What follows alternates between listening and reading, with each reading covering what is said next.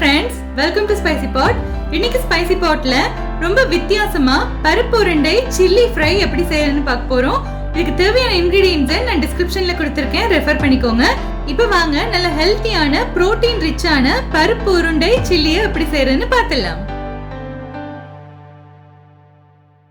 இப்போ ஒரு பாத்திரத்துல நம்ம பருப்பு எல்லாத்தையும் ஊற வச்சிடலாம். 1/2 கப் அளவுக்கு கடலை பருப்பு எடுத்துக்கிறேன்.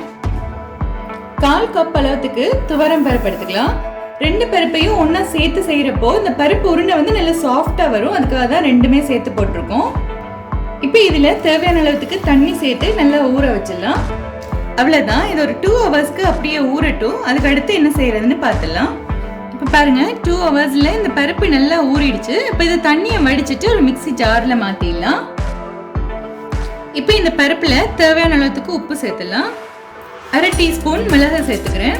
நம்ம பருப்பு உருண்டை குழம்பு இல்லைன்னா மசாலா வடை இதெல்லாம் செய்யறப்போ சோம்பு சேர்ப்போம். ஆனா இதுல வந்து சோம்பு சேர்த்தோம்னா அந்த டேஸ்ட் வந்து ரொம்ப இந்தியனைஸ்ட் ஆயிடும். அதனால நம்ம சோம்பு சேர்க்க போறது கிடையாது. 5 சின்ன வெங்காயம், ஒரு 1/2 இன்ச் அளவுக்கு இஞ்சி, 4 பல்லு பூண்டு அதை சேர்த்துடலாம். 5 காஞ்ச மிளகாய் சேர்த்துக்கிறேன். துருவின தேங்காய் ஒரு 2 டேபிள் ஸ்பூன் சேர்த்துக்கலாம். இப்ப இது எல்லாத்தையும் நல்லா கொரகொரன்னு அரைச்சு எடுத்துட்டு வந்து காமிக்கிறேன். இப்ப பாருங்க, இது நல்லா இந்த மாதிரி கொரகொரன்னு அரைச்சாச்சு. ரொம்ப தண்ணி விட்டு அரைக்க கூடாது. இந்த மாதிரி இருந்துச்சுன்னா தான் அந்த பிடிக்கிறதுக்கு இப்படி சரியா வரும். இப்ப பாருங்க, நம்ம அரைச்ச மிக்ஸை இந்த பவுல்ல எடுத்து வச்சிருக்கேன்.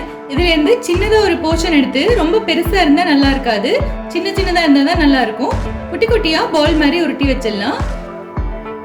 இப்ப பாருங்க, நம்மளோட குட்டி குட்டி பருப்பு பால்ஸ் எல்லாம் ரெடி ஆயிடுச்சு. இதை நீங்க ஸ்டீம் பண்றதுக்கு பதில் ஃப்ரை பண்ணிட்டு செய்யறதுனா கூட செய்யலாம். ஃப்ரை பண்றது அவ்வளவா எண்ணெய் எல்லாம் நிறைய இருக்கும், அதனால ஹெல்த்தி கிடையாதுங்கிறதுனால நான் ஸ்டீம் பண்ணிட்டு செஞ்சு காமிக்கிறேன்.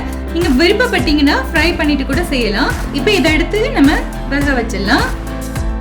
இப்போ ஒரு பாத்திரத்துல தண்ணி நல்லா கொதிச்சிட்டு இருக்கு. இதுல நம்ம இந்த ஸ்டீமர் பிளேட்டை வச்சு மூடி போட்டு ஒரு 15 மினிட்ஸுக்கு நல்லா வேக வச்சிடலாம். இப்போ 15 மினிட்ஸ் ஆயிடுச்சு. ஓபன் பண்ணிடலாம். பாருங்க, எல்லாமே நல்லா அழகா வெந்துடுச்சு. இது எல்லாத்தையுமே நம்ம ஒரு பிளேட்ல எடுத்துடலாம். இப்போ அடுத்து நம்ம சாஸ் ரெடி பண்ணிடலாம். 3 டேபிள் ஸ்பூன் அளவுக்கு டொமேட்டோ கெச்சப் எடுத்துக்கிறேன். 1 டேபிள் ஸ்பூன் அளவுக்கு சில்லி சாஸ் எடுத்துக்கிறேன், ரெட் சில்லி சாஸ். 1 டீஸ்பூன் அளவுக்கு டார்க் சோயா சாஸ். 1 டீஸ்பூன் அளவுக்கு சில்லி ஃபிளேக்ஸ் எடுத்துக்கலாம். இது வந்து நீங்க கம்மியா வேணும்னா கம்மியா யூஸ் பண்ணலாம். ஒரு 1/4 டீஸ்பூன் அளவுக்கு பிரவுன் சுகர் எடுத்துக்கிறேன், நாட்டு சர்க்கரை. இது ஆப்ஷனல் தான், உங்களுக்கு வேணும்னா சேர்க்க வேண்டியதில்லை. இதுல ஒரு 3 டேபிள் ஸ்பூன் அளவுக்கு தண்ணி சேர்த்துடலாம். எல்லாத்தையும் சேர்த்து நல்லா கலந்து வச்சிருவோம். பாருங்க, இப்ப நம்மளோட சாஸ் ரெடி ஆயிடுச்சு. இப்ப பாருங்க, ஒரு பேன் ஒண்ணு அடுப்புல வச்சிருக்கோம். இதுல 1 டேபிள் ஸ்பூன் அளவுக்கு எண்ணெய் விட்டுலாம். எண்ணெய் சூடாயினதும் ஒரு பெரிய வெங்காயத்தை குட்டி குட்டியா கட் பண்ணியிருக்கேன், அதையும் 4 பல்லு பூண்டை கட் பண்ணி வச்சிருக்கேன், அதையும் சேர்த்துடலாம். இப்ப வெங்காயம் பூண்டு போட்டு லைட்டா வதக்கி விட்டுலாம். இப்ப பாருங்க, வெங்காயம் பூண்டு நல்லா வதங்கி நல்ல வாசம் வர ஆரம்பிச்சிருச்சு. அடுத்து இதுல குட்டியா கட் பண்ண ஒரு கேப்சிகம் சேர்த்துடலாம். இதையும் சேர்த்து லைட்டா ஒரு 1 மினிட் போல வதக்கி விட்டுருவோம். பாருங்க, கேப்சிகமும் ஓரளவு நல்லா வதங்கிடுச்சு. இப்போ இந்த வெங்காயம் கேப்சிகத்துக்கு மட்டும் நான் கொஞ்சமா உப்பு சேர்த்துக்கிறேன். இது எல்லாமே நல்லா மிக்ஸ் பண்ணதுக்கு அப்புறமா நம்ம கலந்து வச்சு இந்த சாஸை சேர்த்துடலாம். சாஸை சேர்த்ததுமே இந்த மாதிரி நல்லா சிஸ்லிங் சவுண்ட் வர ஆரம்பிச்சிடும். பாருங்க, நல்லா இரும்பு பாத்திரத்தில் சேர்த்துருக்கிறதுனால டக்குன்னு ஒரு கொதி வந்துடுச்சு. இப்படி நல்லா கொதிச்சுட்டு இருக்கப்போ நம்ம ரெடி பண்ணி வச்ச இந்த பருப்பு பால்ஸ் எல்லாத்தையும் உள்ள சேர்த்துடலாம். இது எல்லாத்தையும் சேர்த்து நல்லா இந்த மாதிரி கலந்து விடலாம். இந்த சாஸ் எல்லாத்தையும் இந்த பருப்பு பால்ஸ் ஒன்னொன்னா அப்சர்வ் பண்ணிடும்.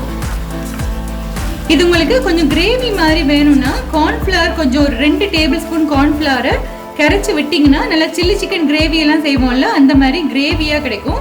நான் இன்னைக்கு ட்ரையா செய்யறதுனால கார்ன்ஃபிளவர் எதுவும் கரைச்சி விடல. இப்ப பாருங்க, எல்லா சாஸையுமே நம்மளோட பருப்பு பால்ஸ் எல்லாம் நல்லா அப்சர்வ் பண்ணிடுச்சு.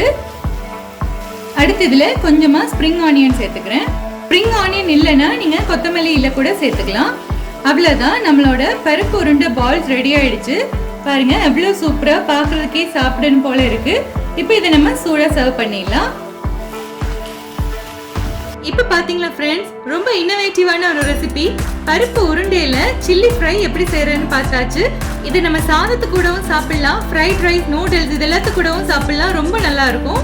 குழந்தைங்களுக்கு இது ஸ்டார்டர் மாதிரி செஞ்சு கொடுத்தீங்கன்னா கூட ரொம்ப ப்ரோட்டீன் ரிச்சான ஒரு ஸ்டார்டரா இது இருக்கும்.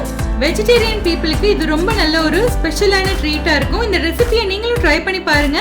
உங்களுக்கு பிடிச்சிருந்துச்சுன்னா என்னோட சேனலை சப்ஸ்கிரைப் பண்ணுங்க, மறக்காம கமெண்ட் பண்ணுங்க, அப்படியே உங்க ஃப்ரெண்ட்ஸ் அண்ட் ஃபேமிலி கூட ஷேர் பண்ணுங்க. நன்றி.